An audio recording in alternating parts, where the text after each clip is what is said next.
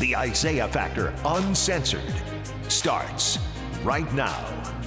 And welcome to The Factor Uncensored. It feels like we're on a horrific loop of tragedy. One of the worst mass shootings in history happened at an elementary school in Uvalde, Texas today. Most of the victims were children. A gunman walked into a classroom, then shot and killed 19 kids. 19 students.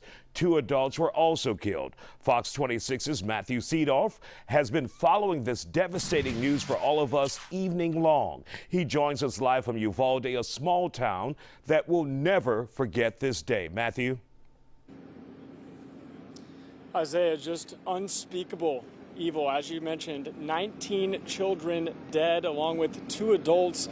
And right now authorities are still here trying to piece this all together. Parents, loved ones waiting to find answers to see if their kids are okay. Students and teachers in Uvalde, Texas, reuniting with loved ones after one of the deadliest school shootings in U.S. history. It's been hours of devastation just waiting, and there's no answers. Parents hoping and praying their missing children are alive. A gunman going classroom to classroom at Robb Elementary, shooting and killing at least 20 people, most of the victims young, 2nd, 3rd, and 4th grade kids. The crime scene is still being worked on, and again, we'll notify the parents and the families as soon as we have some news for them. Police now identifying the gunman as this 18-year-old Uvalde resident. Investigators believe he killed his grandmother late Tuesday morning before crashing a car outside the school. Then he somehow got inside the building with an evil mission, wearing body armor. It's believed that he abandoned his vehicle and entered into the Robb Elementary School in Uvalde with a handgun, and he may have also had a rifle. Authorities shooting and killing the lone gunman. Investigation is not complete. This is a tragic time in our district, and we greatly appreciate your patience and understanding. So right now, the big question everyone is wondering is, why did this happen? Right now, authorities are still trying to figure out that motive. We're live in Uvalde tonight. Matthew Seedorf, Fox 26 News. All right, thanks a lot, Matthew. Earlier today, I spoke with a panel about how to stop gun violence in schools. At that point in time, it was 14 young lives were confirmed to have been taken instead of now 19. That's where we stand right now. 19 children dead. It's another reminder of just how awful this is. This group weighed in on the critical next steps that need to be taken. Dennis Franks, former FBI, let's hear from you on this. Looking on the outside in now, is it that simple to deal with a problem like this when we talk about school shootings in America? I don't think it's simple, and unfortunately, it's something that just keeps happening and happening. I think there's a need for everybody to get together, whether government, other educational institutions, everybody to get together and come up with a solution, because it just isn't working as it is. And Cody, you've talked about it before, and we're hearing it already. Mental illness involved in a potential shooter here, an active shooter here. We don't know that for a fact as of yet, but we're hearing that term again. Your thoughts on that? Well, that's what this is. I know everybody doesn't want to think about that. Look, blaming politicians is easy, right? You can sit there. So I could sit here and blame the governor, who was a Democrat at the time in Connecticut. Is that really solving the situation, or is that solving the issue? That's just, I'm sorry, that's ridiculous, right? So the underlying issue is, bottom line, is that these people are mentally unhinged. We have lost our way. We have no longer any mental facilities in this country. Zero. That is the bottom line. These people are mentally unhinged.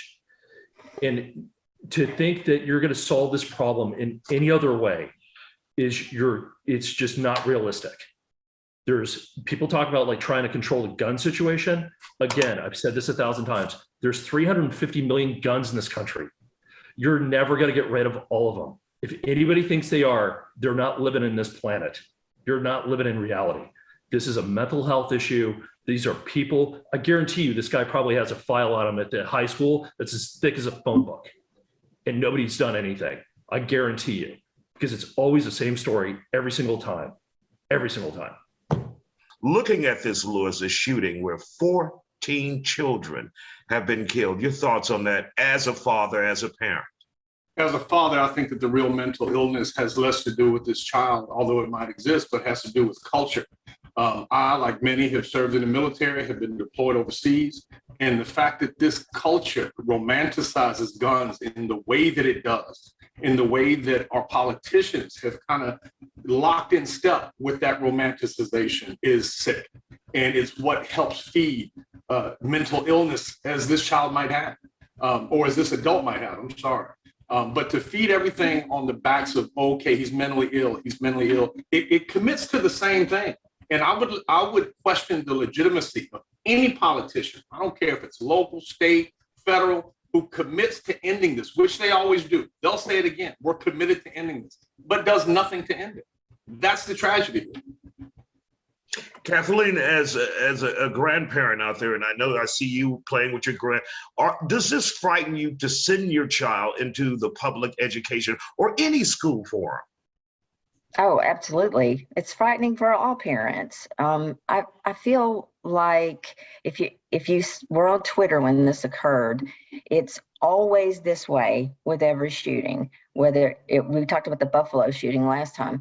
Everyone goes to their camps, and starts blaming the NRA, or they say that the gun laws that the shooters disobeyed. They all broke laws. This one broke a law. I think that we need to get together, left and right, Democrat and Republican, and we need to find common ground on this. We need to stop arguing from the political point of view, from a Republican or a Democrat, or trying to find ways to dig at a Republican governor, and we need to get together and decide what could help.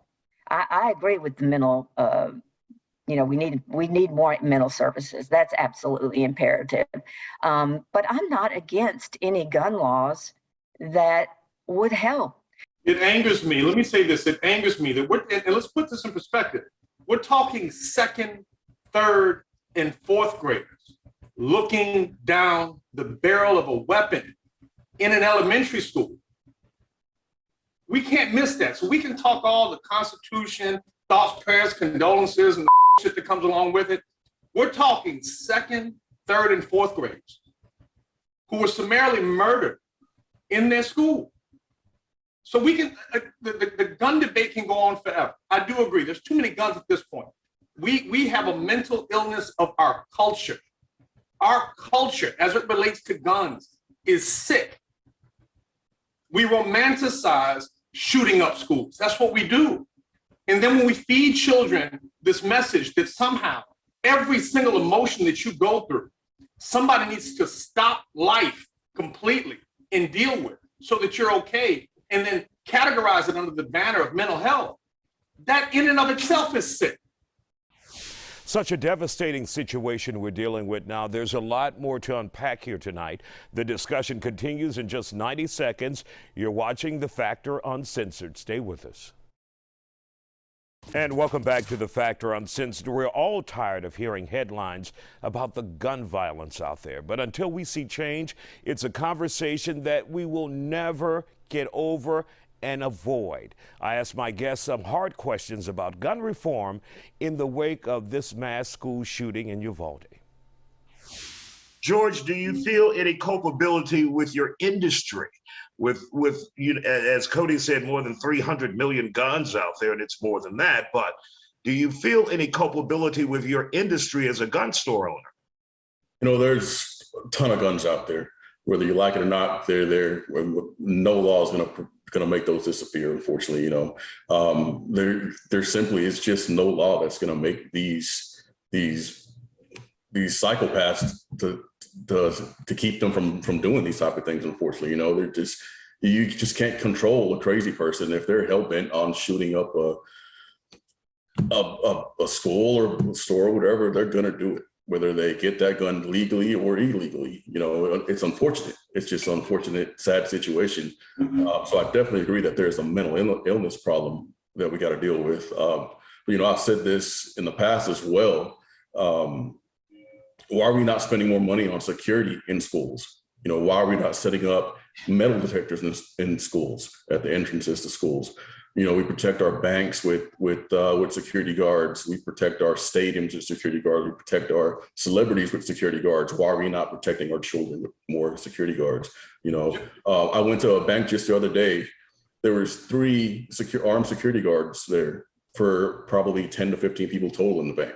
Do you think there is adequate security at schools here in Houston and around Texas? Obviously, there are police departments by ISDs. Is there enough? Let me be clear, Isaiah. We are running a school.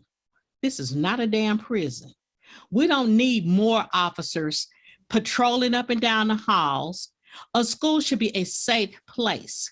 We should put parameters on people buying guns who don't have the need to have them, first of all, and who are not mentally sound to own the gun.